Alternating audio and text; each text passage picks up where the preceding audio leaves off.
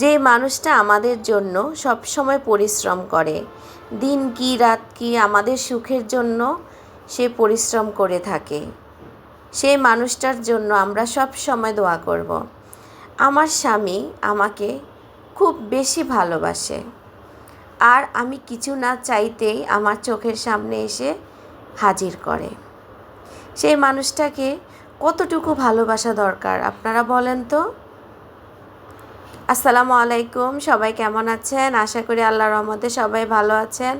আমি আপনাদের দোয়ায় আলহামদুলিল্লাহ ভালো আছি।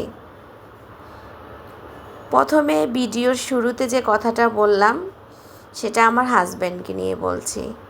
এই মানুষটা আমাদের জন্য কঠোর পরিশ্রম করে, আমাদের সুখের জন্য, আমাদেরকে শান্তিতে রাখার জন্য, বাচ্চাদেরকে ভালোভাবে পড়াশোনা করার জন্য, বাচ্চাদের ভবিষ্যতের জন্য সব দিক চিন্তা করে এই মানুষটা অনেক পরিশ্রম করে। তাই সব সময় মন থেকে দোয়া করি আল্লাহ যেন তাকে হাজার হাজার বছর বাঁচিয়ে রাখে। এই মানুষটা বিয়ের পর থেকে শুরু করে এখন পর্যন্ত সব সময় আমাদের জন্য অনেক পরিশ্রম করে আসছে। তার ভালো লাগা মন্দ লাগা অবশ্যই আমাকে দেখতে হবে। সে যেমন আমার ভালো লাগা মন্দ লাগা সব কিছুকে প্রাধান্য দেয়, আমারও তার ভালো লাগা মন্দ লাগা সব কিছুকে প্রাধান্য দিতে হবে। আপনাদের সাথে কথা বলতে বলতে আমি আজকে টমেটোর ভর্তা করে নিয়েছি। এখানে বেগুন আর টমেটো আমি একসাথে সিদ্ধ করে তারপরে এখানে ফ্রাই প্যানে সরিষার তেল দিয়ে সাথে শুকনো মরিচ দিয়ে ভালোভাবে পেঁয়াজ আর রসুন কুচি করে তারপরে আমি নিয়ে এখন ভর্তাটা করে ফেললাম।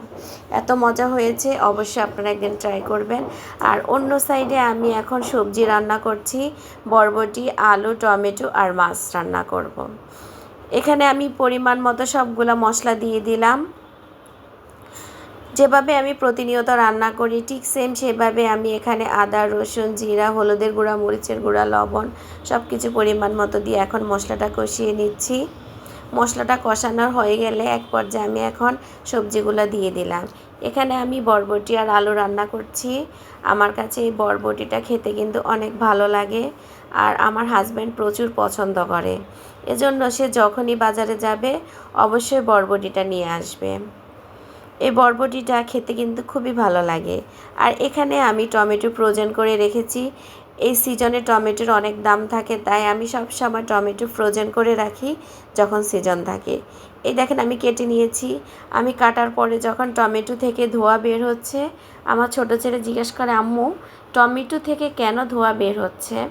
তখন আমি বললাম টমেটোর গায়ে আগুন লেগেছে, এজন্য টমেটোর গায়ে থেকে ধোঁয়া বের হচ্ছে। পরে ওকে বলি একটু ধরে দেখো, ও তো ভয়ে ধরে না, গরম আগুন লেগেছে বলেছি এজন্য। কিন্তু পরে ধরে দেখে বলে আম্মু এটা তো ঠান্ডা। তা আমি ওকে বললাম ফ্রিজ থেকে যে কোনো জিনিস বের করলে, ঠান্ডা জিনিস বের হলে এরকম ধোঁয়ার মতো বের হয়। পরে ওকে বুঝিয়ে সব কথা বললাম। এখানে আমি টমেটোটা দিয়ে সবজিটা ভালোভাবে নেড়ে ছেড়ে নিচ্ছি। আমার কষানো প্রায় শেষ। এখন আমি মাছ আর একটু পরিমাণ মতো ঝোলের পানি দিয়ে দিব, কারণ সবজিটা অলরেডি হাফ সিদ্ধ হয়ে গেছে। এখানে আমি পরিমাণ মতো বেশি দিব না। আমার ভিডিও কে কোথায় থেকে দেখছেন অবশ্যই আমাকে একটা কমেন্টস করে জানাবেন। আর ভিডিওর প্রথম থেকে একটা লাইক দিয়ে শুরু করবেন। আপনার একটা লাইক আমার জন্য অনেক প্রয়োজন। একটা লাইক আপনার আমার ভিডিও আরও অনেকের কাছে পৌঁছে দিতে সাহায্য করবে। আর এখানে আমি সন্ধ্যায় বাচ্চাদের জন্য আর নিজের জন্য আমি এখানে চিকেন ফ্রাই, তারপর নান রুটি আর মুরগি নিয়ে আসছি। আমরা মা ছেলে, এখানে আমার 3 ছেলে আর আমি। ছোট ছেলে ঝাল এজন্য চিকেন ফ্রাই খাবে, আর আমরা মা ছেলে 3 জন পোড়া মুরগি আর নান রুটি খাবো। আমার ভিডিও যদি আপনাদের ভালো লাগে অবশ্যই একটা সাবস্ক্রাইব করবেন। আসসালামু আলাইকুম।